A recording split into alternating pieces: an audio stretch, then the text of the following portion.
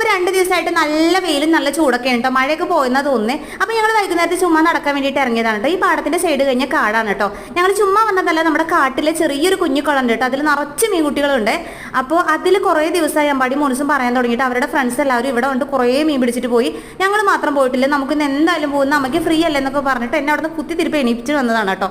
അപ്പോൾ ഞാനും വിചാരിച്ച് ചുമ്മാ തിരിക്കില്ല, അപ്പോൾ അവർക്ക് പോയിട്ട് കുറച്ച് മീനൊക്കെ പിടിച്ചു കൊടുക്കാന്ന്. അപ്പോൾ കുളത്തിലെ വെള്ളമൊക്കെ ഏകദേശം വറ്റി വരാറായിരിക്കുന്നു കേട്ടോ, കുറച്ച് വെള്ളമുള്ളൂ, മഴയൊന്നും ഇല്ലാത്തതുകൊണ്ട്. അപ്പോൾ ഞങ്ങളുടെ കൂടെ അച്ഛൻ വന്നിട്ടുണ്ടായിരുന്നു, ഞങ്ങൾ കുപ്പിങ് അതുപോലെ കുറച്ച് വെള്ളമൊക്കെ ആയിട്ട് സെറ്റായിട്ട് വന്നിട്ടോ.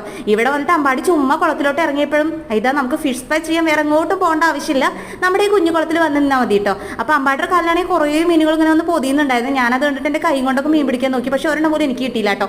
അവൻ്റെ കാലിൽ കുറേ മീൻ വന്ന് പൊതിയുന്ന കണ്ടിട്ട് ഞാനും ചുമ്മാ കുളത്തിൽ ഇറങ്ങി നിന്നു, പക്ഷേ ഒറ്റ മീൻ പോലും എൻ്റെ കാലിലോട്ട് വന്നില്ല.